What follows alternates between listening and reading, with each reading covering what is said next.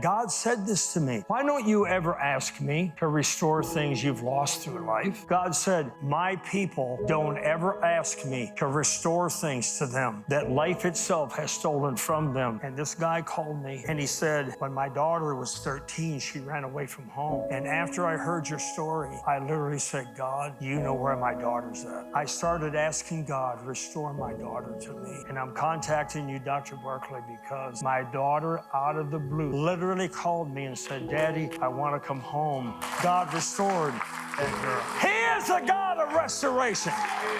He is a God of restoration.